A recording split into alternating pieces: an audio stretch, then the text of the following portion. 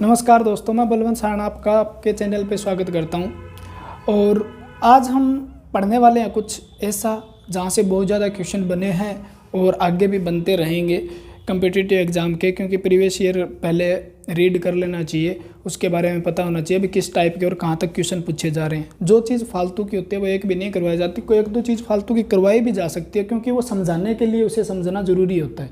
ठीक है, वो याद रहे ना रहे वो मैटर नहीं करता, लेकिन बाकी चीज़ें उसके करवाने से याद होती है। तो एक दो चीज़ फालतू भी होती है, ऐसा नहीं है। ठीक है, तो लेकिन बहुत सिलेबस कवर कर रहे हैं हम, और आज का चैप्टर इतना इंपॉर्टेंट होने वाला है, पूरा देखें और कंजूसी ना बरतें। ठीक है ना, थोड़ा सा लाइक वाला बटन दबा दिया करो। व्यू आते हैं उससे लाइक कितना % आते हैं। ठीक है ना, अगर अच्छा लगे तो लाइक कर दिया करो, नहीं तो डिसलाइक करके चला जाया करो। भाई कुछ ना कुछ तो रिस्पॉन्स दो। ठीक है, अच्छा ना लगे तो हमें भी पता चले। तो लाइक या डिसलाइक, सब्सक्राइब करो, अच्छा ना लगे तो अनसब्सक्राइब करो। लेकिन पढ़ने के बाद यहाँ से, ठीक है ना, क्वेश्चन नहीं जाने दूंगा, ये अपना दावा है। ठीक है, लेकिन समझना है तो अपनी वीडियो लंबी होती है, आपको पता भी होगा जब आपने देख रखी है तो, लेकिन समझाया भी जाता है और क्वेश्चन भी करवाए जाते हैं, तो टाइम तो लगेगा। कोई चीज़ अच्छी करनी है तो हमें टाइम लगता है, आपको भी पता है, सभी को पता है, लेकिन इसको धारण कोई नहीं करना चाहता। ठीक है, तो आज हम पढ़ने वाले हैं ऐसा टॉपिक जो पिछले वाले टॉपिक से रिलेटेड ही रहेगा। ठीक है ना, अगर वो नहीं देखा है तो ये देखने के बाद भी देख लें तो भी कोई दिक्कत नहीं है। ठीक है, और आज पढ़ने वाले हम फीमेल रिप्रोडक्टिव सिस्टम, यानी मादा जनन तंत्र। मादा जनन तंत्र, ठीक है ना, बहुत अच्छे से पढ़ेंगे, बहुत नॉलेजफुल वीडियो रहने वाली है आपके लिए। मादा जनन तंत्र क्या है? ठीक है, तो ये किसका टॉपिक है? एक होता है प्रजनन तंत्र। प्रजनन तंत्र यानी जनन तंत्र के अंदर हम पढ़ते हैं ह्यूमन रिप्रोडक्टिव सिस्टम, यानी मानव जनन तंत्र। मानव जनन तंत्र के अंदर हम दो प्रकार के जनन तंत्र पढ़ते हैं, मादा जनन तंत्र और नर जनन तंत्र। ठीक है, तो इसके अंदर हम नर जनन तंत्र का वीडियो कंप्लीट हो चुका है और हम पढ़ने वाले हैं मादा जनन तंत्र। मादा जनन तंत्र से क्या क्वेश्चन पूछे जा सकते हैं उनका सबका डिस्कस करेंगे, और किस प्रकार से कौन सी चीज़ कैसे काम करती है एक सीक्वेंस वाइज में याद करेंगे कहानी के हिसाब से। ठीक है ना, इस तरीके से सेट करेंगे भी एक के बाद एक चीज़ अपने आप याद रह जाएगी। ठीक है ना, अगर ऐसा लेक्चर देखा हो तो बता देना, कहीं पे टाइम लगेगा, बता देता हूँ। ठीक है ना, समझदार हो। मादा जनन तंत्र क्या है? ठीक है ना, यानी मादा के अंदर होने वाली जनन क्रियाओं में भाग लेने वाले अंगों से बना हुआ एक ऐसा तंत्र। ठीक है, जिसे क्या कहा जाता है? मादा जनन तंत्र कहा जाता है। डेफिनेशन नहीं पूछी जाती। जनन अंगों से मिलकर एक तंत्र बनता है, उसे क्या बोलते हैं हम? जनन तंत्र। और ये मादा के अंदर है तो इसे क्या बोल दिया? मादा जनन तंत्र। ठीक है, इसके अंदर कौन कौन से अंग आते हैं? सबसे पहले, ठीक है, सबसे पहले इसके अंदर कौन से अंग आते हैं ये याद रख लेना। एक तो आता है प्राइमरी रिप्रोडक्टिव ऑर्गन। ठीक है, और दूसरे आते हैं प्राइमरी के बाद सेकेंडरी रिप्रोडक्टिव ऑर्गन, यानी प्राथमिक जनन अंग। प्राथमिक जनन अंग। ठीक है, कोई प्रॉब्लम हो वीडियो में तो बता दिया करो। और ये क्या है? द्वितीय जनन अंग। ठीक है, कुछ भी प्रॉब्लम हो आप कमेंट में बता दिया करो, उसे सुधारने की कोशिश करेंगे। इनिशियल पॉइंट पे शुरुआती दौर है तो कमियां होगी तो वो बताने से दूर होगी। ठीक है, कॉम्प्लीमेंट से नहीं होगी कल्ला। प्राइमरी सेक्स ऑर्गन या रिप्रोडक्टिव ऑर्गन कौन सा है? तो हमारा आंसर रहता है जी ओवेरी, यानी जिसे बोलते हो आप अंडाशय। ठीक है, अंडाशय क्या है इसके बारे में बहुत अच्छे से पढ़ने वाले। और द्वितीय कौन कौन से हैं? ठीक है, तो इनके बारे में पढ़ने के बाद एक चीज़ और करेंगे द इम्पोर्टेंट है, जिसके बारे में हम पता होना चाहिए। सेकेंडरी रिप्रोडक्टिव ऑर्गन कौन कौन से हैं? तो सीक्वेंस वाइज लिखते हैं। एक आता है फिम्बरी, यानी जिसे बोलते हैं जलरी। ठीक है, डायग्राम के साथ समझेंगे, टेंशन न लो। उसके बाद आता है फ्लोपियन ट्यूब।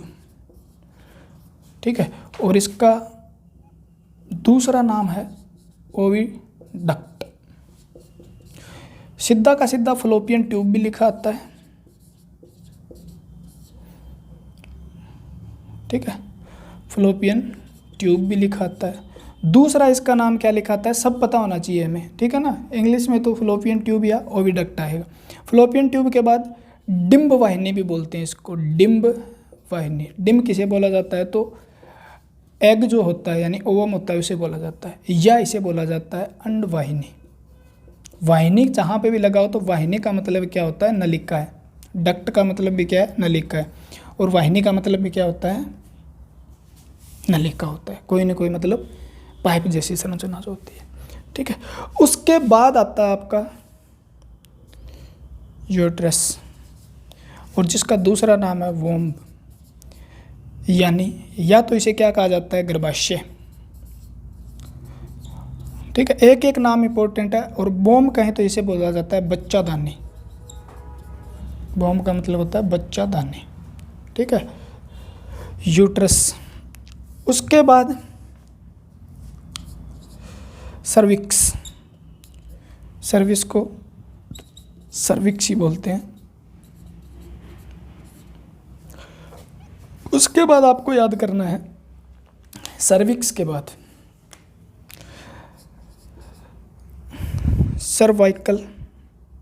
इससे याद हो जाएगा, स्पेलिंग सेम सी, सर्वाइकल कैनाल। ठीक है ना, सर्वाइकल नलिका। कैनाल जहाँ पे मिले उसका मतलब भी नलिका ही लेना है हमें। उसके बाद आता है वेजाइना, योनि। ठीक है, तो ये हमारे कौन से सेकेंडरी ऑर्गन है। इसके साथ साथ आपको और भी याद करने हैं जिन्हें क्या बोला जाता है, वो भी काम आते हैं। इसके बाद आप अलग से लिखना चाहो तो एक और लिख लो, मेमरी ग्लैंड। मेमरी ग्लैंड, यहाँ से क्वेश्चन क्या बनेगा, मैं नाम लिखाने का मतलब क्या है। ठीक है ना, स्तन ग्रंथियाँ।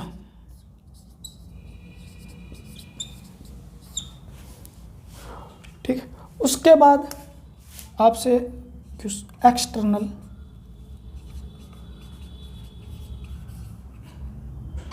जेनेटेलिया, बाह्य जननांग भी होते हैं, जहाँ से भी क्वेश्चन बनता है।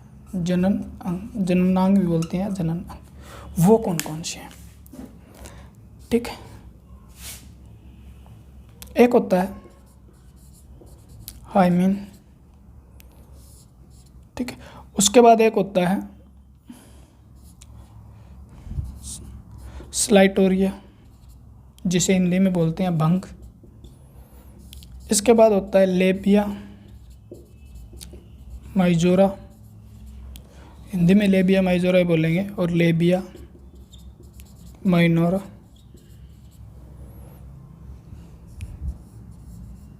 ठीक है, ये एक्सटर्नल सेक्स ऑर्गन है। ठीक है ना, किसी न किसी प्रकार से ये क्या कर रहे होंगे, रिप्रोडक्टिव सिस्टम में हेल्प कर रहे होंगे। ठीक है, ये तो प्राथमिक है जिस पे सारा कुछ डिपेंड है, क्या, रिप्रोडक्शन वाला। सारा कुछ डिपेंड इससे शुरू होता है, इसके बाद इनका नंबर आता है। यानी ओवेरी अंडाशय है जो प्राथमिक, और यानी प्राथमिक पहला। ठीक है ना, सबसे पहले जो काम करना शुरू करेगा वो क्या करेगा, अंडाशय करेगा। उसके बाद इनका काम है, अगर ये काम नहीं करता तो इसका कोई काम नहीं, इसलिए इनका नाम क्या है, प्राथमिक। ठीक है ना, अंग। और वहाँ पर हमने मेल में किया था, अभी कौन सा होता है, टेस्टिस, यानी वृषण क्या होते हैं, प्राथमिक रिप्रोडक्टिव या सेक्स ऑर्गन होते हैं, यानी प्राथमिक जनन अंग होते हैं। ठीक है, क्लियर है बात। सेकेंडरी यानी द्वितीय, जो किसी न किसी प्रकार के सहायता कर रहे हैं, किस में, रिप्रोडक्शन में, वो क्या है, द्वितीय। ठीक है, जैसे ये क्या कर रही है, स्तन ग्रंथियाँ भी कुछ ना कुछ रिप्रोडक्शन के अंदर हेल्प करेगी। किस प्रकार करेगी बताएंगे, फ्लोपियन ट्यूब किस प्रकार, यूट्रस किस प्रकार, सर्विक्स, ये सारी चीज़ें किस प्रकार हेल्प करेगी, हाइमेनिया, क्लाइटोरिया या लेबिया माइजोरा या लेबिया माइनोरा, ये किस प्रकार काम करेंगे। यहाँ से सबसे इम्पोर्टेंट क्वेश्चन क्या बनता है, या नाम याद करने क्यों ज़रूरी है, कम से कम कितनी बार क्वेश्चन पूछा जा चुका होगा, रिवर्सल टाइप क्वेश्चन आता है।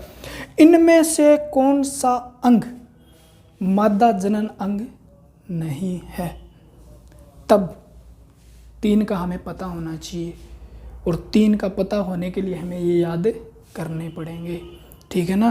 और आए हुए क्वेश्चन आप प्रीवियस ईयर उठा के देखो, क्योंकि हमने तो उठाई है, देखे हैं किस टाइप के क्वेश्चन आते हैं, पेपर क्लियर किए हैं, तब हमें पता है।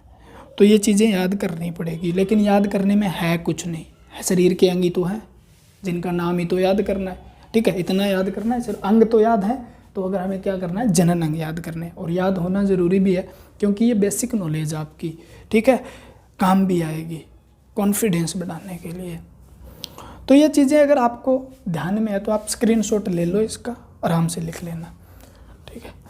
अब यहाँ से शुरू करता हूँ मैं, ओवेरी क्या है, उसके बाद जलरी क्या काम करेगी, फ्लोपियन ट्यूब क्या काम करेगी, यूट्रस क्या काम करेगी, इनसे क्या क्या, सर्विक्स क्या काम करेगी, सर्वाइकल कैनाल क्या काम करेगी, वेजाइना क्या काम करेगी, ठीक है ना। हाइमन किस प्रकार से क्वेश्चन आ सकता है, इससे किस प्रकार से क्वेश्चन, इनसे किस प्रकार से क्वेश्चन आ सकते हैं, वो सारे का सारा अब हम डिस्कस करने वाले हैं, इसका पिटारा खोलने वाले हैं, ठीक है ना, किस प्रकार से।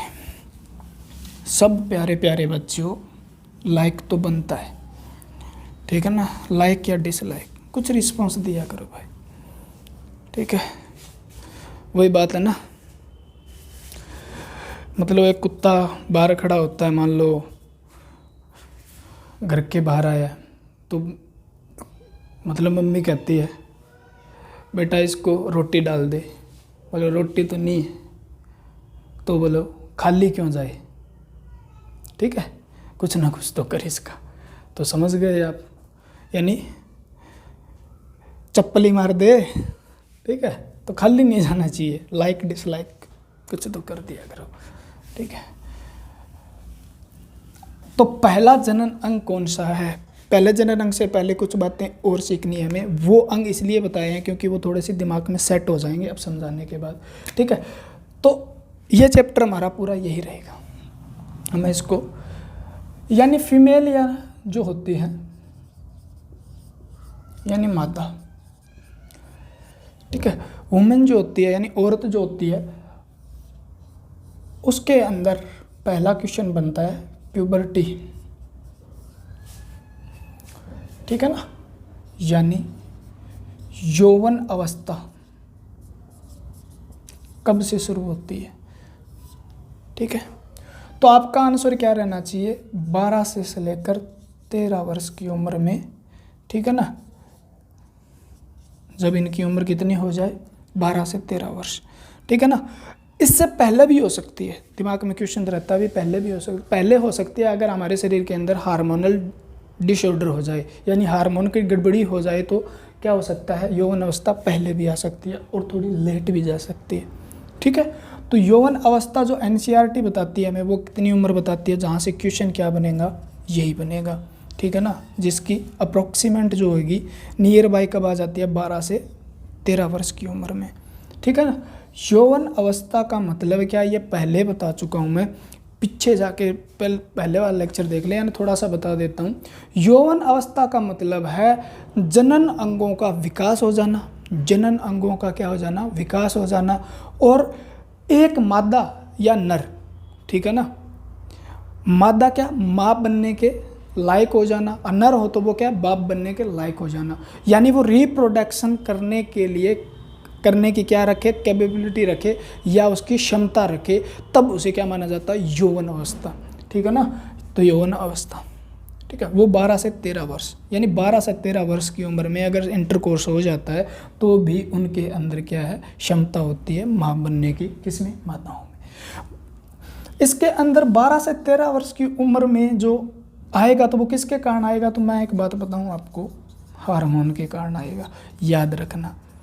इसके लिए जो रिस्पॉन्सिबल होते हैं प्यूबर्टी के लिए, यौवन अवस्था के लिए, वो कौन से हैं, हार्मोन है, ठीक है। हार्मोन कौन कौन से है, तो आपका आंसर क्या रहेगा, GnRH, इनके बारे में पढ़ेंगे, बता देता हूँ मैं, LH, FH, ये हार्मोन है, ठीक है ना। इसके बाद एस्ट्रोजन,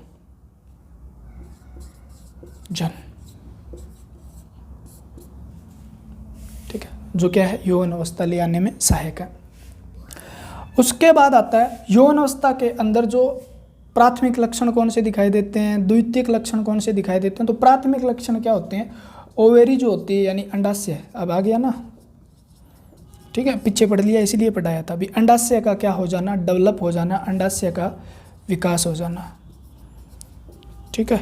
उसके बाद प्राथमिक लिख लो आप। दूसरा जैसे यूट्रस यानी गर्भाशय का विकास हो जाना। लेक्चर देखते जाओ, मज़ा आने वाला है, ठीक है ना, क्योंकि लेक्चर पूरा नहीं देखते हो ना, आप बीच से अभी से स्किप करके चले गए, ये क्या पढ़ा रहे हैं, तो नुकसान आपका है, मेरा नहीं है, ठीक है ना। मैं तो ऐसे ही पढ़ाता हूँ भाई। ऑफलाइन के अंदर जो पढ़ाते हैं ना, वो ऑनलाइन में कंटेंट मिल रहा है, किसी भी यूट्यूब पे सर्च मार लेना, उसी तरीके से नहीं पढ़ाएगा कोई भी, टाइम जाएगा लेकिन मज़ा आएगा, याद भी होगा और इंटरेस्ट भी बनेगा, ठीक है। और मैं तो बार बार कहता हूँ, उसी को टीचर मानता हूँ जो किसी भी सब्जेक्ट में इंटरेस्ट बना दे, ठीक है। गर्भाशय का विकास होना, फिर और जनन अंगों का विकास होना, ठीक है ना, जनन अंगों का विकास होना, लिख लेना। रिप्रोडक्टिव ऑर्गन जो है उनका क्या होना, डेवलपमेंट होना, क्या है, यौवन अवस्था के प्राथमिक लक्षण है, ठीक है, चाहे वो ओवेरी हो, ठीक है। और द्वितीयक लक्षण से हमें क्या पता चलता है कि बाह्य रूप से हम देखते हैं, यानी सेकेंडरी करैक्टर क्या होते हैं, द्वितीयक लक्षण क्या होते हैं, जिन्हें हमें पता चलता है भी यौवन अवस्था आ गई है, ठीक है। जैसे बालों का उग जाना, जनन अंगों पे बालों का आना, ठीक है, जिन्हें क्या बोलते हैं हम, पबिक हेयर, जनन अंगों पर बालों का आ जाना। उसके बाद अंडर आर्म यानी हाथ के नीचे बाल का आना,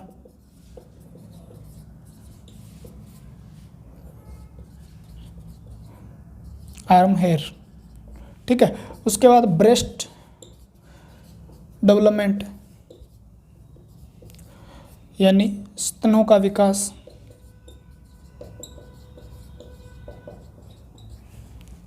ठीक है।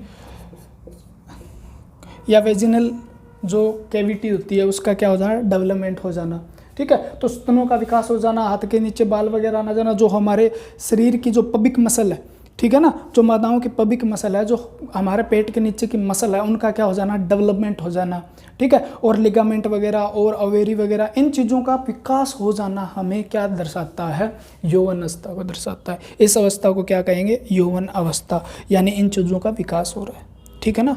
तो ये चीज़ें याद रखनी है। मूंछ दाढ़ी तो क्या नहीं आती, महिलाओं में आती नहीं, और आती है तो इसका मतलब कोई ना कोई हार्मोन क्या हो रहा है, डिसऑर्डर हो रहा है, वो पढ़ेंगे जब हार्मोन पढ़ने वाले हैं। ये भी बताएंगे मूंछें क्यों आती है, औरतों में मूंछें क्यों आती है, आ जाती है, ठीक है ना। और अब तो लॉकडाउन है,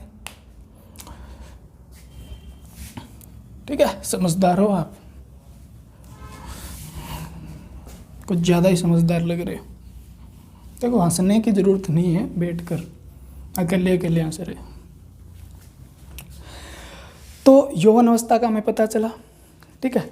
यौवन अवस्था किस प्रकार से आती है, फीमेल में किस उम्र में आती है, तो सबसे इम्पोर्टेंट है 12 से 13 वर्ष में। यहाँ से क्वेश्चन बाकी हमें बेसिक नॉलेज के लिए चाहिए, ठीक है ना, ओवेरी का डेवलपमेंट वगैरह वगैरह जो हमें चाहिए। हार्मोन वगैरह का हमने क्या दिया, एक थोड़ा सा ट्रेलर दिया ताकि हमें वो आगे हार्मोन आएंगे तब हमें याद हो भी, ये हार्मोन तो सर ने पीछे जिक्र किए थे एक बार, ठीक है। पढ़ाने का तरीका इसी प्रकार से है मेरा। उसके बाद क्वेश्चन आता है ओवेरी क्या है, ठीक है। उससे पहले मैं एक डायग्राम बना के बता देता हूँ आपको।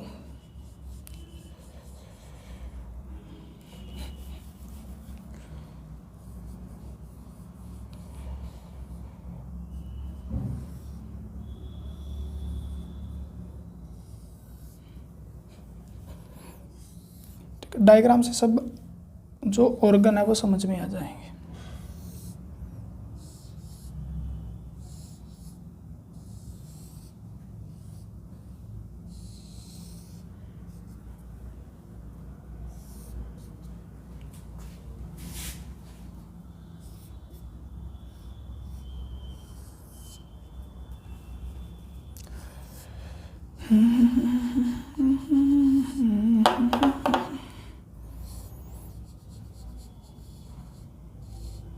फ़र्क हो सकता है थोड़ा सा।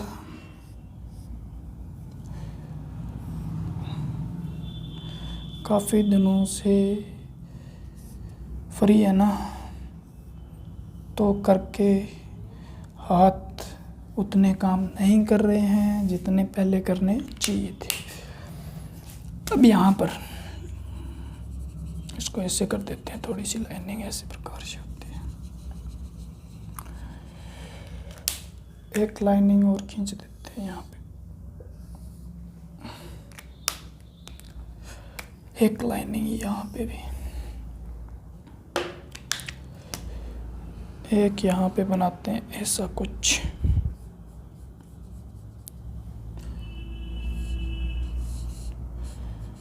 यहाँ पे भी ऐसा कुछ बनेगा एक।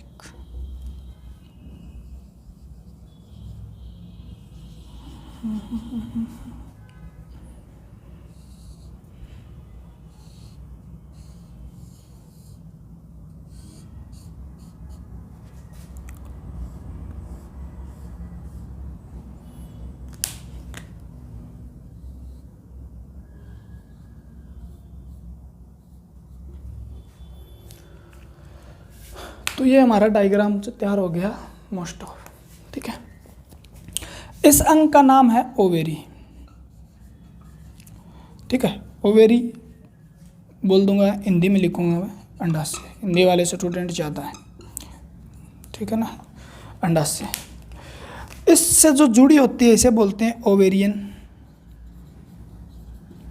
लिगामेंट, यानी अंडाशय तंतु, लिगामेंट, ठीक है, जो जिससे जुड़ी होती है। अंडाशय जिससे मतलब एक जगह स्थिर रह पाता है, ये भी है, दोनों साइड एक हाथ कर। इसका नाम है फिम्बरी, यानी जिसे हमने क्या बोला था, जलरी बोला था, ठीक है।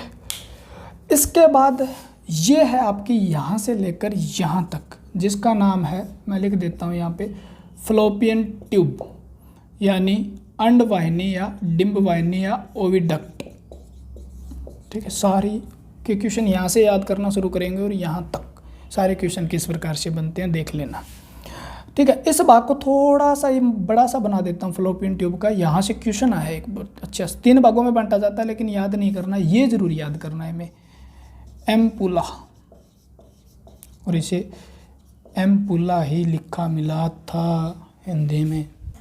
इस भाग को, ऊपर वाले भाग को बोलते हैं फंडस, ठीक है ना, फंडस ही बोलते हैं। और यहाँ से आगे का जो भाग है ना, इसको बोलते हैं यूट्रस, यानी गर्भाशय या बोम या बच्चादानी, ठीक है। इस भाग का, ठीक है, मैं इसे थोड़ा सा अलग से दिखा देता हूँ।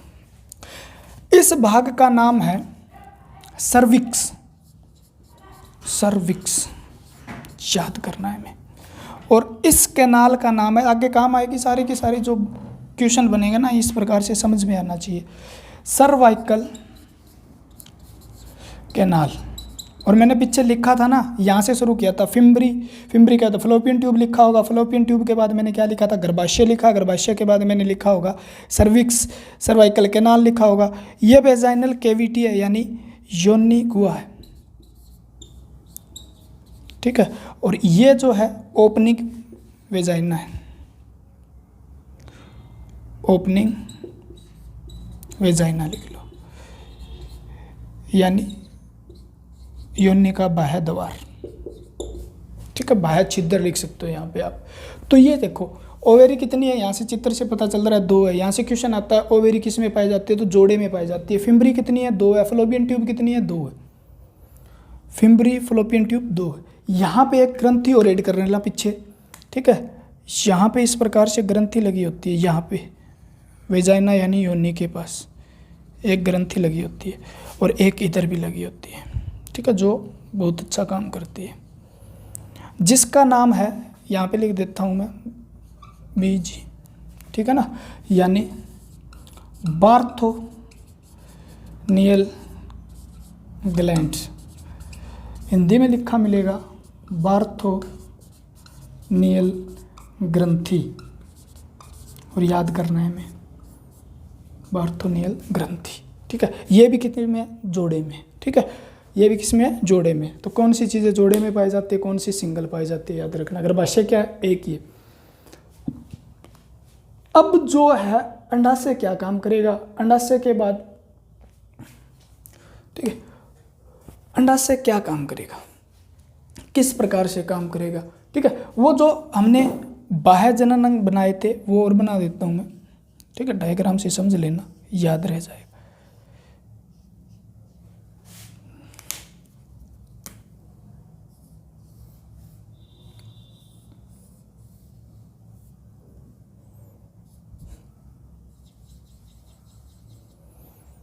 ठीक है, इसका नाम है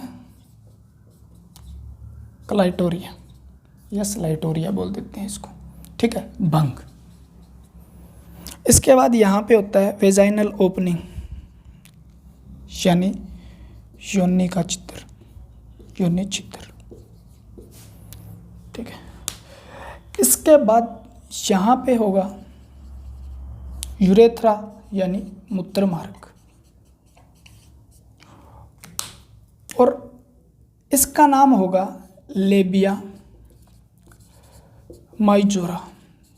थोड़ा सा छोटा लिख रहा हूँ, थोड़ा सा ध्यान कर लेना, बोल रहा हूँ उतना समझ लेना।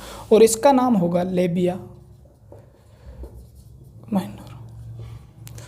ये काम क्या करते हैं, ये तो एक फैटी टिश्यू जो होते हैं उनसे बनी हुई परत होती है बाहर, यानी एक्सटर्नल जेनेटेरिया जो बाह्य जनानांग आते हैं उसके ऊपर, ताकि हमें बाह्य बैक्टीरिया वगैरह या पैथोजन जिसे बोलते हैं हम, बाहर रोगों से बचाने के लिए ये क्या है, एक परत बनी होती है, ठीक है, जो किससे बनी होती है, तो फैटी टिश्यू से बनी होती है। उसके ऊपर भंग लगी होती है, यानी ये क्या करती है, इसके अंदर क्या टिश्यू पाए जाते हैं और क्या काम करते हैं, वो किस प्रकार हेल्प करते हैं, ठीक है। तो इस प्रकार से ये ओपनिंग होती है वेजाइना की, और ये रोगों से बचाने का काम करते हैं। लेकिन हमें याद किस प्रकार से करना है, एक क्वेश्चन यहाँ से आता है बार बार, ठीक है ना, यहाँ से क्वेश्चन बार बार आता है, और यहाँ से क्वेश्चन आता है भी ये कौन से अंग इनमें से मादा जनन नहीं है, तो बहुत अच्छे से याद करना है हमें।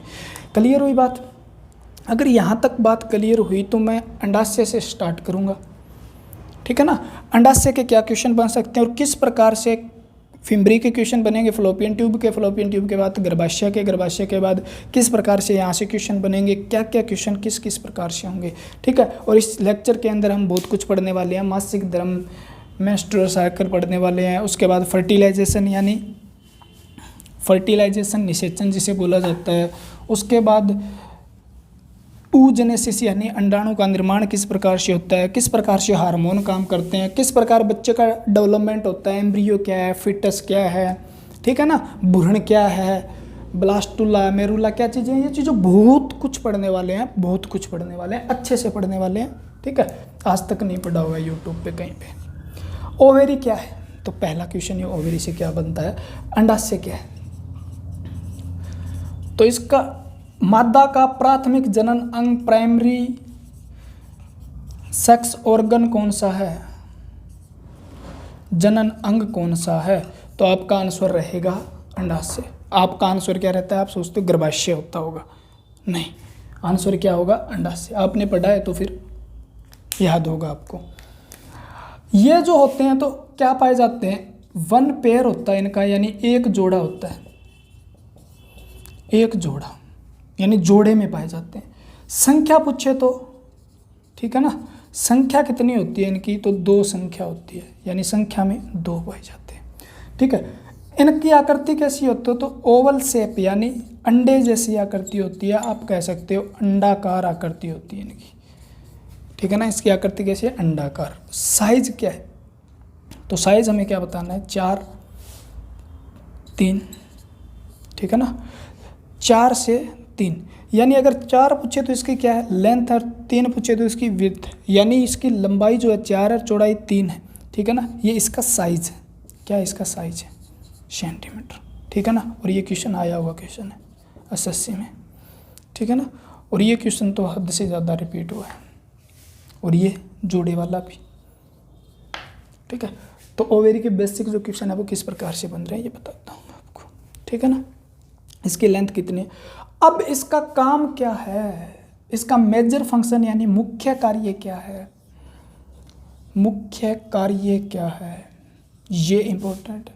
इसका मुख्य कार्य है oogenesis करना, oogenesis मैं यहाँ पे शब्द इसलिए लिख रहा हूँ, ठीक है ना, oogenesis यानी ओवम का निर्माण करना या फॉर्मेशन ऑफ ओवन, अंडाणु का निर्माण करना, अंडाणु का निर्माण, ठीक है ना, अंडाणु का निर्माण। अच्छा, दोनों बार हिंदी में लिखा गया क्या। oogenesis का मतलब होता है फॉर्मेशन ऑफ ओवन, ठीक है। तो ये बात याद करनी है, लेकिन आगे भी पढ़ लेंगे क्या है। ओवम का निर्माण करना और उसका क्या करना, विकास करना।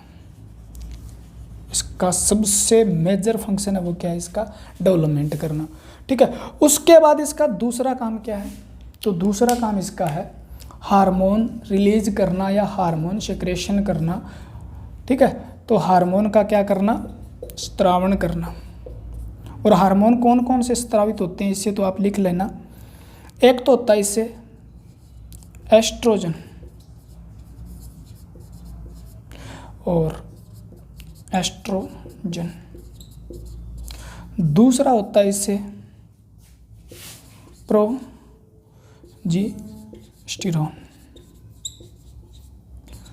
प्रोजेस्टेरॉन, और तीसरा कुछ मात्रा में होता है इससे रिलैक्सिन यानी रिलैक्सिन, ठीक है। रिलैक्सिन और कहीं से भी होता है, आगे पढ़ लेंगे, लेकिन यहाँ से क्या इंपॉर्टेंट है वो पढ़ना है हमें। हार्मोन स्त्रावण कहाँ से होते हैं, आपसे मोस्ट इंपॉर्टेंट क्वेश्चन पूछे जाते हैं, मोस्ट एंड मोस्ट, ठीक है ना। क्या है, एस्ट्रोजन, प्रोजेस्टेरॉन और रिलैक्सिन हार्मोन कहाँ से रिलीज होते हैं या कहाँ से निकलते हैं।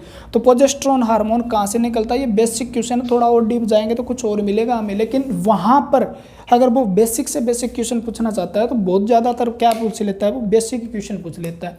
तो एस्ट्रोजन कहाँ से निकलता है, तो आपका आंसर क्या रहेगा, अंडाशय से। प्रोजेस्टेरॉन कहाँ से निकलता है, तो आपका आंसर क्या रहेगा, अंडाशय से। काम तो आगे बताएं। रिलैक्सिन कहाँ से निकलता है, अंडाशय। अंडाशय ऑप्शन में नहीं है, और अंडाशय से ऑप्शन एक पहला ऑप्शन और भी एक, ठीक है ना, प्लेसेंटा, अगर वो है तो फिर अंडाशय ऑप्शन क्या हो जाएगा, कट जाएगा हमारा। क्यों कट जाएगा, क्योंकि यहाँ से बहुत ही कम मात्रा में रिलैक्सिन स्त्रावित होता है, तो ये याद रखना। इसका मुख्य कार्य क्या है, तो मुख्य कार्य यही है, एक तो अंडे का निर्माण करना और दूसरा क्या है, हार्मोन का स्त्रावण करना। दो ही काम इसके मुख्य काम जो है, हार्मोन स्त्रावित करेगी और अंडे का निर्माण करेगी, अंडे का निर्माण करेगी और हार्मोन स्त्रावित करेगी। हार्मोन कौन कौन से, estrogen, progesterone, relaxin, estrogen, progesterone, relaxin, ठीक है ना, याद करना है हमें, ठीक है ना। EPR याद कर लेना या ERP याद कर लेना, ठीक है ना,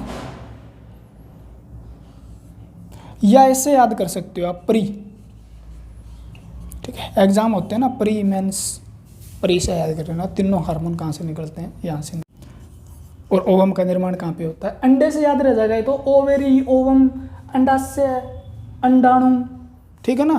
तो अंडाणु का निर्माण आपका क्वेश्चन का आंसर जब गलत हो जाता है, जब आपने पढ़ा नहीं तो आप क्या कहते हो, गर्भाशय से हो जाता है, तो ये क्वेश्चन बनते हैं, ठीक है ना। यानी ओवम को और भी बोलते हैं, मैं पहले लिखा देता हूँ, ये टर्म बार बार नहीं लिखाऊंगा, oocyte भी बोलते हैं, ठीक है ना, oocyte। oocyte भी क्या है, जनन कोशिका है। अंडाणु क्या है, यहाँ पे लिख लो, अंडाणु क्या है, फीमेल रिप्रोडक्टिव सेल है, फीमेल रिप्रोडक्टिव सेल है, यानी मादा जनन कोशिका है। मादा जनन कोशिका कौन सी है, आपका क्वेश्चन का आंसर रहता है ओवम। क्या रहता है, ओवम। मादा जनन कोशिका कौन सी है, ओवम, ठीक है ना। और दूसरा क्वेश्चन मोस्ट इंपॉर्टेंट है, दिखाई दे रहा है तो ठीक है, नहीं तो थोड़ा सा क्या कर लेना, सुन लेना। दूसरा है largest cell of human body, यानी सबसे बड़ी कोशिका, मानव शरीर की सबसे बड़ी कोशिका कौन सी है, अंडाणु है, ठीक है ना। कोशिका से दो क्वेश्चन बनते हैं, यानी सबसे बड़ी कोशिका अंडाणु और मादा की जनन कोशिका अंडाणु, ठीक है ना। और अंडाणु का निर्माण अंडाशय में, ठीक है। तो ये हमारे क्वेश्चन थे। प्राथमिक जननांग दो संख्या में पाई जाती है, उसके बाद ओवल शेप यानी अंडे जैसी आकृति की होती है, उसके बाद क्या कर, इसका साइज पूछे तो क्या 4x3, ठीक है, 4 सेंटीमीटर इसकी लेंथ है और 3 सेंटीमीटर इसकी क्या है, विड्थ है, यानी चौड़ाई है।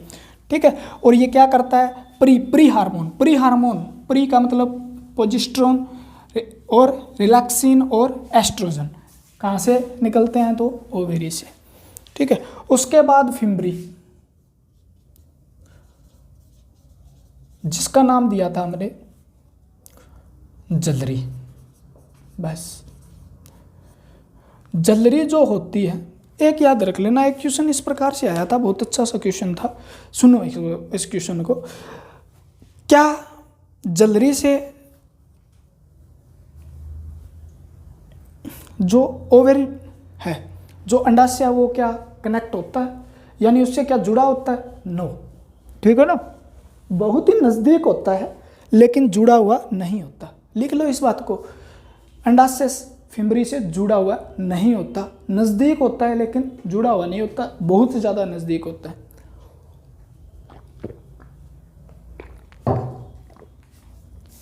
ठीक है, इसका काम क्या है, एक इक्वेशन बनता है ओव्यूलेशन, अरे यार, अंडाणु स्त्राव होने के बाद अंडाशय से निकलकर किस जनन अंग में जाता है, अंडाणु यानी ओवम, ओवेरी से निकलकर किस अंग द्वारा कैप्चर किया जाता है या पकड़ा जाता है। ठीक है ना, कैप्चर किया जाता है। तो ये क्या है, ओवम को क्या करती है, ये कैप्चर करती है। ठीक है ना, यानी अंडाणु को पकड़ने का काम करती है। क्वेश्चन कर रहे हैं, समझना बहुत कुछ बाकी है अभी तक। ठीक है, अंडाणु का स्त्रावण होता है ना, ओव्यूलेशन, तो उसके बाद अंडा जो होगा, ये मान लो क्या है, ओवेरी है। यहाँ से जब अंडा का निर्माण ओव्यूलेशन होगा, अंडे का स्त्रावण होगा, तो फिम्बरी इस प्रकार से हमने बताई थी, तो फिम्बरी सीधा क्या कर लेगी, इसको कैच कर लेगी। अगर डायग्राम से समझ रखा है तो आप क्या कर लोगे, इसे फिम्बरी बताया था, और एफ के बाद एफ टी बताया था, यानी फ्लोपियन ट्यूब बताया था, एफ के बाद फिर यू, ठीक है, यूट्रस बताया था, यूट्रस के बाद डबल सी था हमारा। ठीक है, इस प्रकार से याद कर लेना, O F F double F F square कर लो। ठीक है, फिर उसके बाद यू था, उसके बाद क्या था, सी था, और सी के बाद क्या था, वी था। ठीक है ना, इस प्रकार से एक शब्द याद कर लो, O F U V, U C V. ठीक है, ट्रिक वगैरह नहीं बनती, यहाँ से कुछ याद करना ही पड़ेगा हमें। यानी फ्लोपियन ट्यूब क्या, इसके बाद क्या है, अंडाणु को पकड़ने का काम करती है। जैसे ही, यानी ये मान लो क्या है, अंडाणु है। ठीक है, ये मान लो ओवेरी है। ठीक है, ओवेरी है मान लो, ये लिगामेंट हो गया, यहाँ पर फिम्बरी है। यहाँ से जैसे ही अंडा निकलेगा, जैसे मान लो यहाँ से जैसे अंडा निकलेगा, तो फिम्बरी क्या कर लेगी, इसको कैच कर लेगी, और ये क्या है, फ्लोपियन ट्यूब है। ठीक है ना, इस प्रकार से समझ सकते हो आप। जैसे ये है, ये फिम्बरी है, ये फिम्बरी है, ये फ्लोपियन ट्यूब है, और फ्लोपियन ट्यूब के बाद मेरा सर मान लो फंडस है, उसके बाद ये जो हमारा भाग है, ये क्या है, ये मान लो गर्भाशय। ठीक है ना, इसी प्रकार से ओवेरी होती है। ठीक है, तो फ्लोपियन ट्यूब यहाँ से इस प्रकार से क्या होगी, ओवेरी, ओवेरी से निकलेगा, फ्लोपियन ट्यूब में ही जाएगा, आपको ही पता होना चाहिए बात। ठीक है, तो इसका एक ही क्वेश्चन बनता है, ज़्यादा क्वेश्चन नहीं बनते, तो यहाँ से अपने को याद रखना है। ठीक है ना, यानी अंडाणु का स्त्रावण होने के बाद अंडाणु किसके द्वारा कैप्चर किया जाता है, तो आपका आंसर रहेगा जलरी। यानी दूसरा, फ्लोपियन ट्यूब का जो स्टार्टिंग पॉइंट है उसे क्या कहा जाता है, यानी शुरुआती जो हिस्सा है फ्लोपियन ट्यूब का, उसका नाम क्या है, तो वो क्या है, फिम्बरी, यानी जलरी है। ठीक है, तो जलरी हमारी खत्म हुई।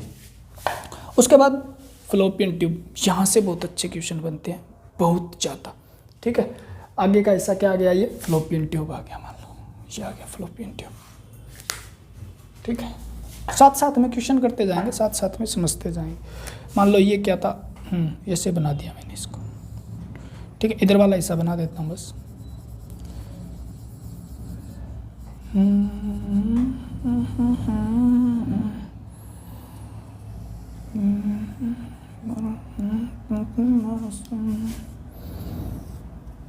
ठीक है, ये एफ टी है, ये फिम्बरी है, ये ओवेरी है। ठीक है ना, ये यूट्रस है। दूसरा नंबर हमारा किसका आ गया, फिर आगे फ्लोपियन ट्यूब, यानी दूसरा नाम इसका ओविडक्ट, ओविडक्ट, तीसरा नाम इसका, ठीक है, डिंब वाहिनी। फ्लोपियन ट्यूब याद करना पड़ेगा, बता देता हूँ, डिंब वाहिनी और या अंडवाहिनी। तो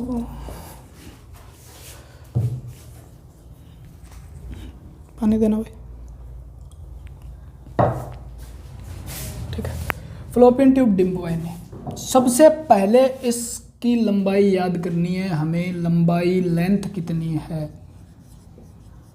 10 से 12 दी हुई, लेकिन आप बड़ा याद करो, 12 सेंटीमीटर है इसकी लेंथ।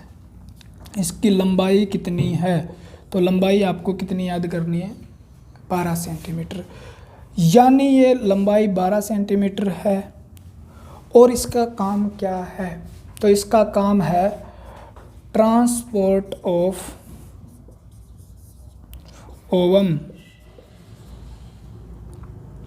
फ्रॉम फिम्बरी या ओवेरी टू यूट्रस। यानी अंडाणु का अंडाशय से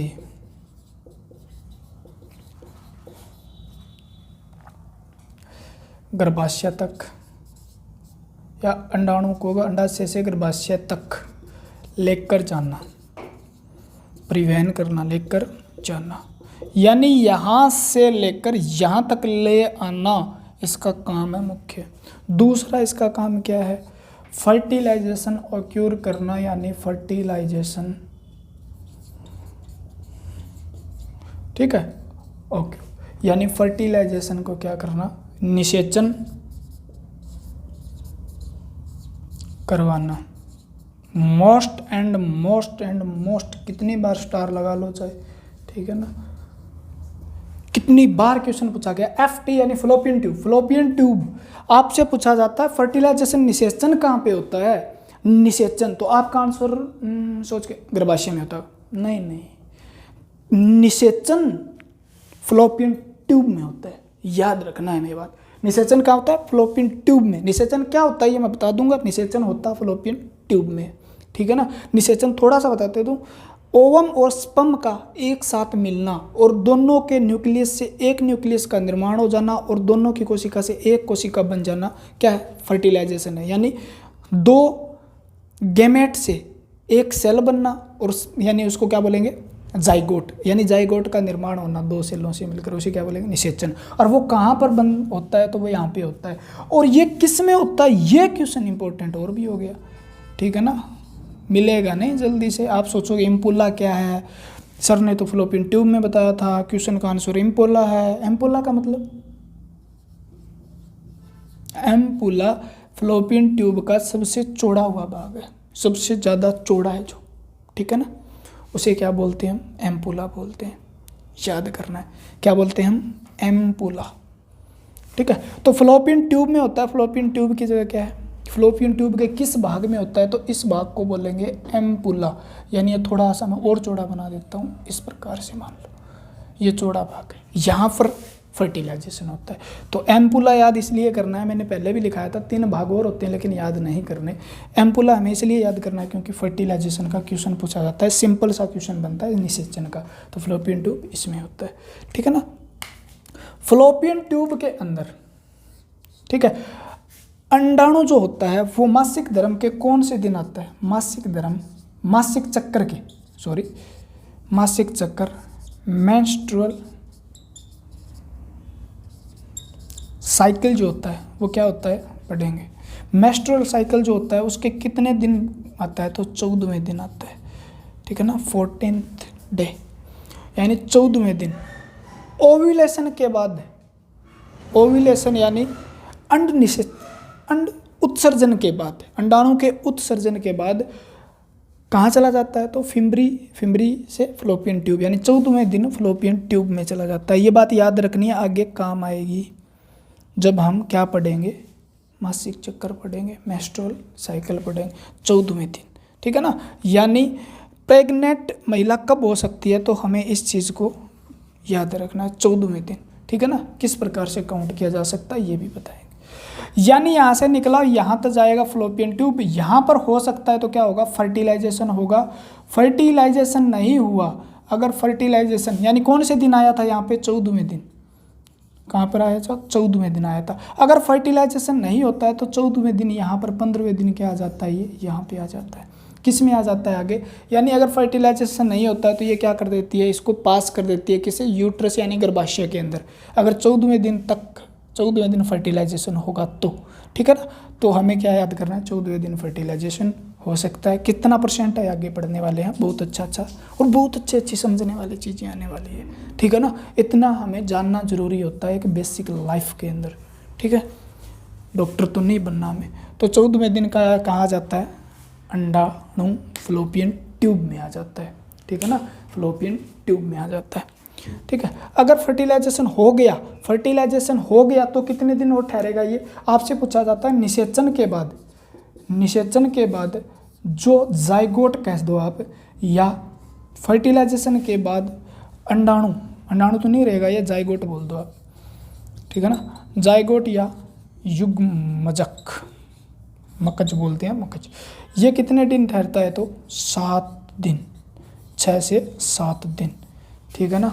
यानी 7 दिन अगर फर्टिलाइजेशन निषेचन हो गया, यानी महिला प्रेग्नेंट हो गई, प्रेग्नेंट होने के बाद भी यानी जो बच्चे का आगे जो निर्माण होना है, एम्ब्रियो का निर्माण होना है, यानी मोरूला बैस्टुला जो बनना है ना, वो यहाँ बनेगा 7 दिन तक, और उसके बाद यहाँ जाएगा, ठीक है ना। उसके बाद क्या जाएगा, आगे जाएगा। क्लियर हुई बात, ठीक है। तो 14वें दिन ठहरता है। फ्लोपियन ट्यूब के ये क्वेश्चन आ सकते हैं, तो याद रखना हमें, ठीक है। 12 सेंटीमीटर की होती है, ठीक है। ट्यूब होती है, ट्रांसपोर्ट करती है उस साइड को। थोड़ा सा एक चीज़ और भी याद कर लेना यहाँ पे, फ्लोपियन ट्यूब से हमें याद क्या करना है, ट्यूब फ्लोपियन ट्यूब, ट्यूबैक्टोमी याद करना है हमें। टोमी का मतलब होता है टोमी कुत्ता, टोमी का मतलब कुत्ता नहीं होता, टोमी कुत्ते का नाम होता है, ठीक है ना। यहाँ पर टोमी शब्द है वो एक रूट वर्ड है, किसका, कट करने का, ठीक है ना, ठीक है। एनाटोमी, ट्यूबैक्टोमी, एक शब्द और याद आ गया मेरे को, बताया नहीं होता, वैसेक्टोमी यहाँ पर। तो ट्यूबैक्टोमी या वैसेक्टोमी क्या है, तो ट्यूब से याद करना है, फ्लोपियन ट्यूब, ठीक है। और वैस डेफरेंस से याद करना है, वैसेक्टोमी।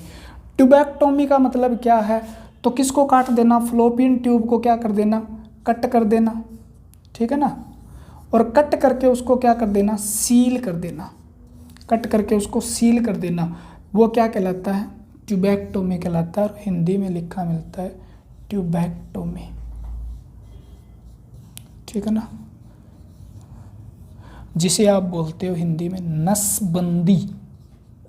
क्या बोलते हो, नसबंदी, ठीक है ना। वैसेक्टोमी के अंदर क्या होता है, वैस डेफरेंस जो होती है, वैस डेफरेंस यानी जो क्या थी, शुक्राणु वहिका थी, शुक्राणु वहिका थी, 2 वहिकाएं थी, शुक्राणु वहिका, उनको क्या कर दिया जाता है, काट के उनको भी क्या कर दिया, उनको कट कर दिया जाता है। उसके बाद उनको क्या किया दिया, किसी न किसी धागे वगैरह से क्या कर दिया जाता है, बांध दिया जाता है।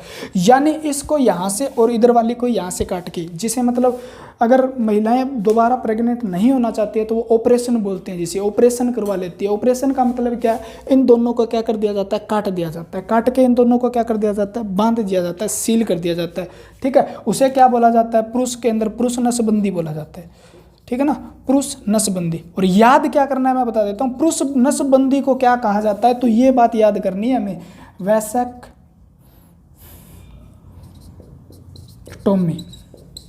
ये बात याद करनी है, न कि ये पुरुष नसबंदी को क्या कहा जाता है। क्वेश्चन इस प्रकार से पूछा जाता है, ठीक है ना। और महिला के अंदर महिला नसबंदी को क्या कहा जाता है, तो उसका आंसर क्या है, ट्यूबैक्टोमी है। ट्यूबैक का मतलब ट्यूब को काट के सील कर देना, ताकि अंडाणु जो है वो क्या न जा सके, फ्लोपियन ट्यूब में यहाँ न जा सके। स्पर्म जो है यानी जो शुक्राणु वो किसके पास ना पहुंच पाए, अंडाणु के पास नहीं पहुंच पाएगा, तो कभी भी महिला प्रेग्नेंट नहीं होगी, ठीक है। और यही काम क्या पुरुष में किया जाता है, ताकि जब भी इंटरकोर्स के दौरान जो क्या होता है, इंटरकोर्स के दौरान जो सीमन निकलता है उसके अंदर स्पर्म जो होते हैं वो स्पर्म न होके सीमन तो निकलेगा, ठीक है ना, वीर्य तो बनेगा, लेकिन क्या होगा, उसके अंदर जो स्पर्म थे यानी शुक्राणु थे वो नहीं आ पाएंगे। उसी प्रकार फ्लोपियन उसको वैसेक डिफरेंस, वेस डिफरेंस को क्या कर दिया जाता है, शुक्राणु वहिका को काट कर उनको क्या है दोनों तरफ से धागों से बांध दिया जाता है, ताकि जो भी शुक्राणु का निर्माण होगा वो नहीं जाएंगे। ठीक है ना, तो उसका ये, बाकी और कोई भी सेक्स लाइफ है उसका कोई भी प्रभाव नहीं पड़ता। नसबंदी दोनों में से अगर पति पत्नी है तो दोनों में से कोई भी करवा सकता है। ठीक है, उस पर कोई भी प्रभाव नहीं पड़ता। तो ये आपकी गलतफहमियाँ होती है जिन्हें दूर करना चाहिए। तो यहाँ से क्वेश्चन बनता है इसलिए मैंने बता दिया। ठीक है ना, जिन्हें ऑपरेशन बोला जाता है। ठीक है, और पुरुष नसबंदी के मामले में तो इनाम भी दिया जाता है, रेडियो, कंबल, ठीक है ना, घी वगैरह दिया जाता है, ताकि क्या किया जाए, जागरूक करने के लिए। वो ये नहीं आपको इनाम दिया जाता है। ठीक है,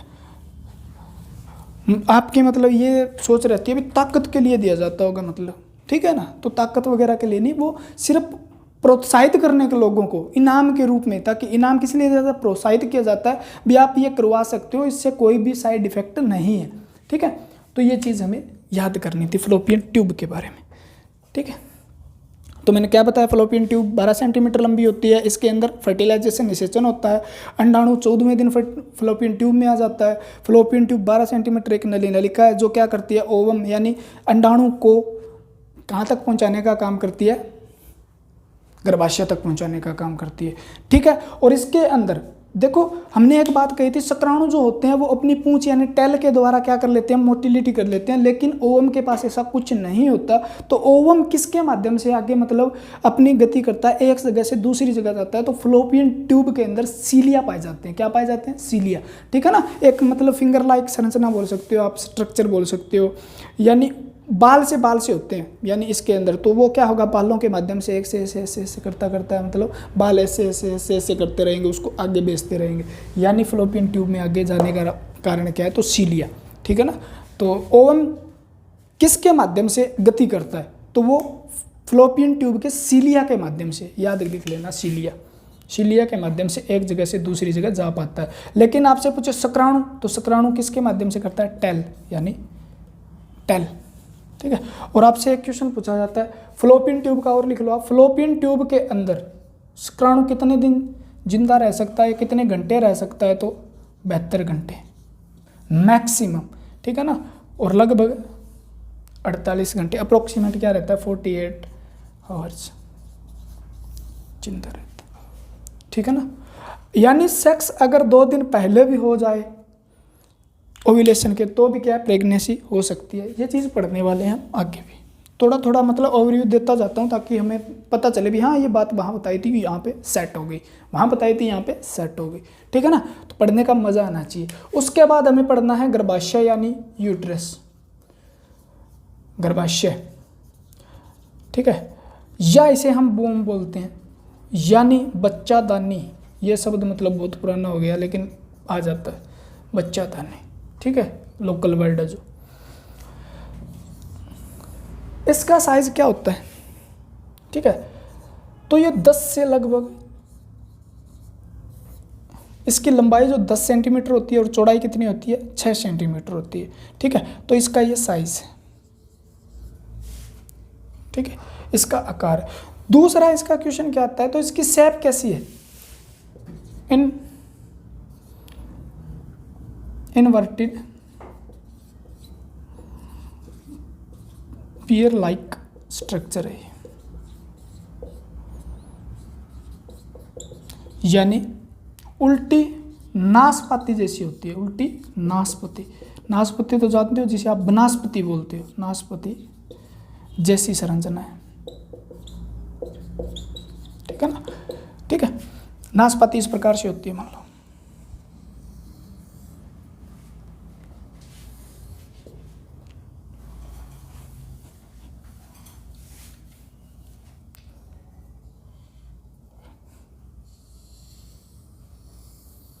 इस प्रकार से।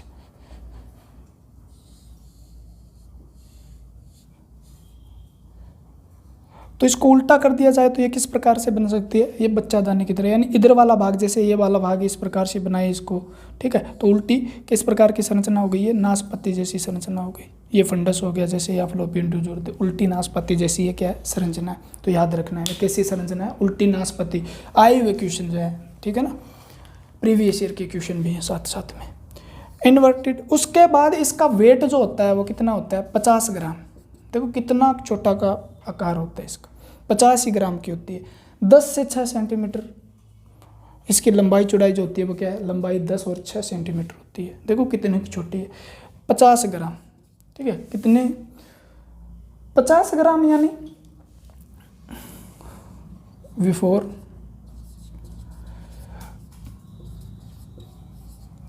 प्रेगनेंसी, यानी गर्भधारण से पहले, फर्स्ट प्रेगनेंसी लिख लो आप,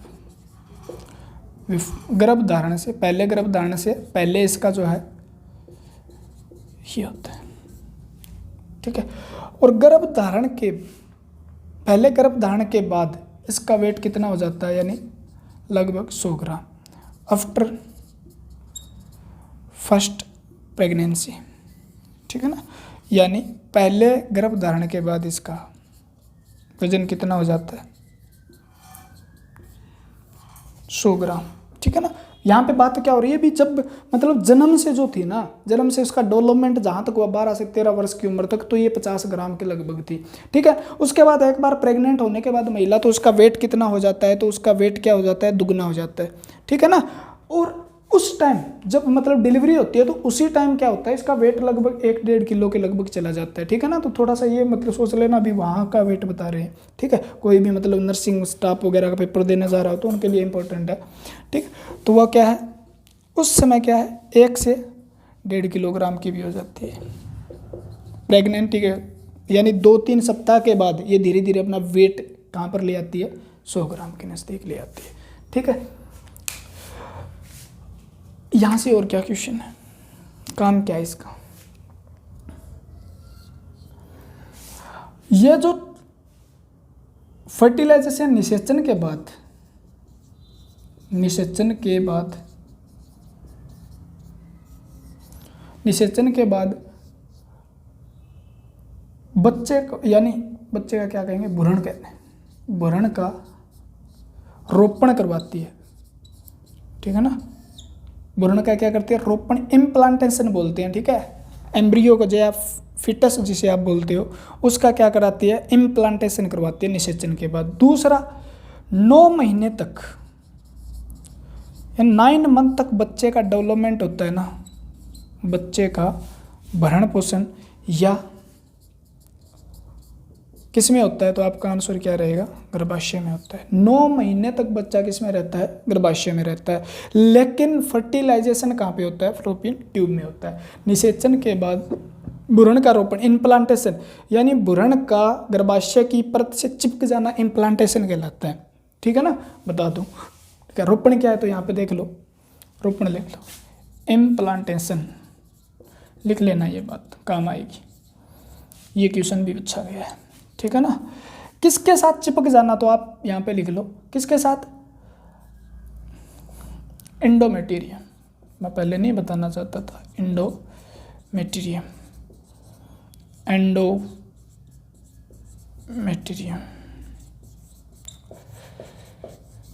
ठीक है, छोटा लिखा गया, एंडोमेटेरियम।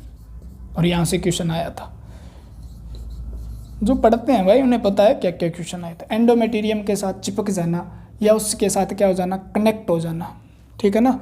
उसके साथ जैसे गर्भाशय के अंदर आके एम्ब्रियो यहाँ पर क्या हो जाता है, समझा दूंगा सारा, टेंशन मत लो। तो इम्प्लांटेशन क्या है, एंडोमेटेरियम के साथ भ्रूण का चिपकना, के साथ भ्रूण का चिपकना या उसके साथ अटैच हो जाना, ठीक है ना। अटैच हो जाना क्या कहलाता है, रोपण कहलाता है। हिंदी में रोपण कहेंगे और वैसे इम्प्लांटेशन कहेंगे, ठीक है ना। तो इम्प्लांटेशन कहाँ पे होता है, गर्भाशय, किस गर्भाशय की परत पे, एंडोमेटेरियम, ठीक है। तो गर्भाशय के अंदर कितनी परत पाई जाती है, 3 परत पाई जाती है। और ये क्वेश्चन भी आया था, इनमें से कौन सी परत गर्भाशय की परत नहीं है। बच्चे का डेवलपमेंट जो होता है ना वो कहाँ पे होता है, तो गर्भाशय में होता है। भ्रूण का रोपण कहाँ पे होता है, गर्भाशय में जाके होता है। लेकिन निषेचन फ्लोपियन ट्यूब में होता है। ठीक है, टेस्ट ट्यूब में भी पढ़ेंगे। ट्वाइंस क्या होते हैं, आइडेंटिकल ट्वाइंस क्या है, 2 बच्चे एक जैसे होते हैं उनका कारण क्या है, ये चीज़ें भी हम पढ़ने वाले हैं बहुत अच्छे से, एक एक बातें पढ़ेंगे। ठीक है, तो रोपण का हमें पता चला।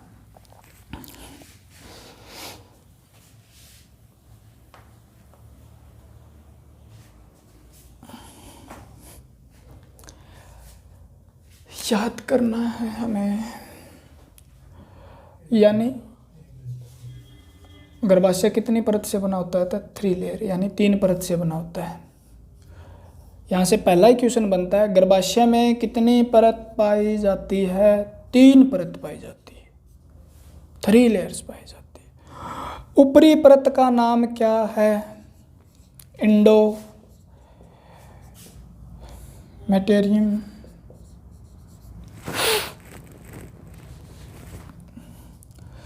दूसरी का नाम क्या है, मायो मेटेरियम।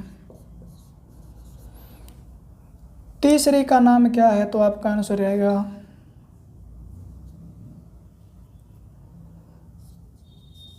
पेरी मेटेरियम। ठीक है, तो इसे बोलेंगे हम बाह्य परत, आउटर लेयर, इसे बोलेंगे मध्य परत, मिडल लेयर, और इसे बोलेंगे आंतरिक परत, अंतः लेयर। कौन सी परत है, आंतरिक, आउटर, मिडल। ठीक है ना, एम से याद करना है हमें मिडल। ठीक है ना, और एंडो का मतलब हमेशा ही होता है, इंडो स्केलेटन सिस्टम पढ़ाता आता है, कंकाल तंत्र पढ़ाता हमें। और हमें याद भी इसे ऐसे नहीं करना है ना, ये सोचते हो भी ये तो इंग्लिश में हिंदी में इनका नाम को होगा, ऐसे आएगा मायो मेटेरियम और पेरी मेटेरियम। घंटे से ऊपर हो गई है क्लास आपकी। ठीक है ना, तो बाह्य परत कौन सी क्वेश्चन बनता है, तो पेरीमेटेरियम, मायोमेटेरियम और एंडोमेटेरियम। ठीक है ना, काम क्या क्या करती है सारी की सारी। एंडोमेटेरियम अब तो बताया, एक तो कहाँ पे होता है, इसका क्वेश्चन क्या आता है, इम्प्लांटेशन, यानी इम्प्लांटेशन होने के बाद एम्ब्रियो किस परत से चिपक जाता है, तो आपका आंसर क्या रहेगा, अतः परत से चिपक जाता है। मध्य परत क्या होती है, इसके अंदर जब यानी डिलीवरी के समय, जिसे हम क्या बोलते हैं, चाइल्ड बर्थ जब होता है उस समय क्या होता है, इसके अंदर बहुत ज़्यादा संकुचन होता है। ठीक है, और इसके अंदर ब्लड वेजल वगैरह पाई जाती है, ब्लड वेजल इसके अंदर ज़्यादा पाई जाती है। ठीक है, तो आपसे पूछा जाता है कौन सी परत मासिक धर्म के समय टूट जाती है, कौन सी परत टूटती रहती है, तो एंडोमेटेरियम। तो याद करना है हमें, एंडोमेटेरियम याद कर लो, यहाँ से बहुत से क्वेश्चन बनेंगे, मैं यहाँ पे समझाऊंगा तो दिमाग खराब हो जाएगा। मासिक धर्म ही अभी आपको पता नहीं है, इम्प्लांटेशन आपको पता नहीं है, तो हमें याद करते जाओ आप। क्वेश्चन कैसे बनेंगे मैं लास्ट में बता दूंगा। मायोमेटेरियम क्या है, इसका बार बार जिक्र आएगा।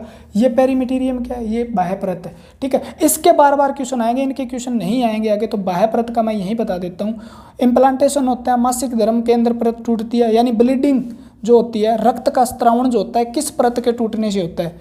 ठीक है ना, मेंसेस के समय, यानी जब मेंसेस प्रॉब्लम होती है, ठीक है ना, तो उस समय महिलाओं को जो वेजिनल कैविटी है उसके माध्यम से क्या आता है, ब्लीडिंग होती है। तो ब्लीडिंग जो होती है ना 3 से 4-5 दिन, वो किस परत के टूटने से होती है, तो एंडोमेटेरियम के टूटने से होती है मासिक धर्म के समय।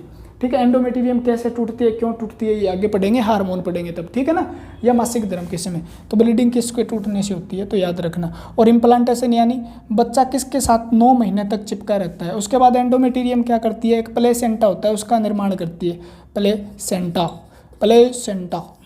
प्लेसेंटा को अपरा बोलते हैं, अपरा हिंदी में। ठीक है ना, और बार बार क्वेश्चन आता है प्लेसेंटा क्या है, तो यहाँ से प्लेसेंटा का निर्माण किस परत द्वारा किया जाता है, अंतः परत द्वारा किया जाता है। और ये क्या होती है, एक स्मूथ मसल से बनी होती है, यानी चिकनी पेशियों से बनी होती है, लिख लेना ये, चिकनी पेशियों से। और चिकनी पेशियों का मतलब है स्मूथ मसल जहाँ पे भी पाई जाती है वो इनवॉलेंट्री क्या हो सकती है, मसल्स होती हैं, यानी वो अपनी इच्छा के अनुसार कार्य नहीं करती। अपनी इच्छा का मतलब मैं क्या चाहता हूँ, मैं बोलना चाहता हूँ यानी बोल रहा हूँ, मेरा मुंह हिल रहा है, लेकिन जो गर्भाशय के अंदर जो परत है ना वो अपने कहने से नहीं करती, वो काम अपने हार्मोन या मतलब ब्रेन के हिसाब से जुड़ी होती है, कंट्रोल के रहती है, अपने आप काम करती रहती है समय समय के अनुसार। तो वहाँ पर क्या पाई जाती है, चिकनी पेशियाँ पाई जाती है। जहाँ पर स्केल्टन मसल्स, स्केल्टन यानी कंकाल मसल जो हमारे हिसाब से काम करती है, मैं हाथ हिला रहा हूँ तो यहाँ पे कौन सी मसल्स हैं, इसके नीचे स्केल्टन मसल है, ठीक है ना, जहाँ पे यानी हमारी इच्छा वॉलेंट्री एक्शन जो होते हैं, ठीक है ना, एक्टिविटी जो होती है, तो वहाँ पे कौन सी, कंफ्यूज हो जाते हो यार, ठीक है ना, कंकाल पेशियाँ।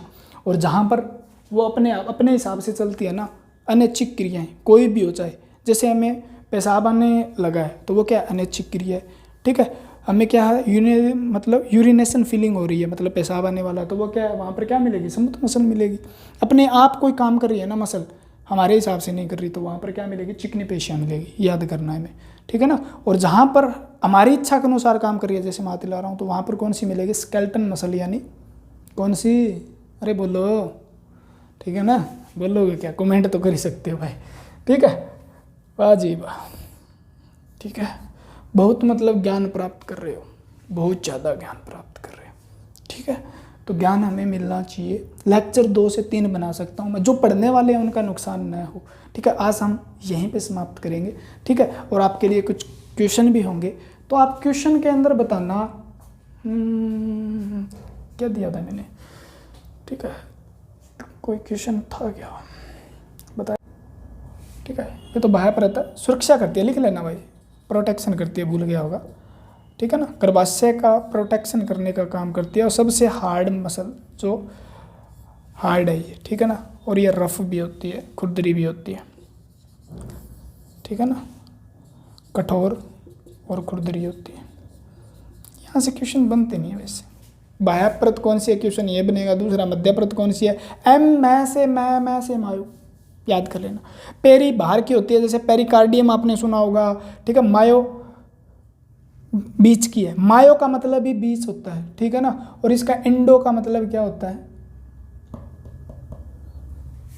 हमेशा अंदर होता है, इंडोकार्डियम, ठीक है ना, इंडोड्रम। उसके बाद जहाँ पे भी इंडो लगा होगा, इंडो का मतलब ही अंदर होता है, याद रखना है। हमें याद क्या रखना है, इंडो तो याद हो जाए, पूरी बायोलॉजी पढ़ेगा ना, ये शब्द बार बार बार बार इतनी बार आएंगे, दिमाग में सेट हो जाएंगे अपने आप। पढ़ो तो सही मेरे से ना, फिर देखना। अब क्वेश्चन आपका है, ठीक है ना। बच्चे का निर्माण होता है तो 3 पढ़ेंगे, मेसोडर्म, इस क्वेश्चन का आंसर देना, आपने पूरा लेक्चर देखा है तो, ठीक है ना। इंडोड्रम और एक्टोड्रम।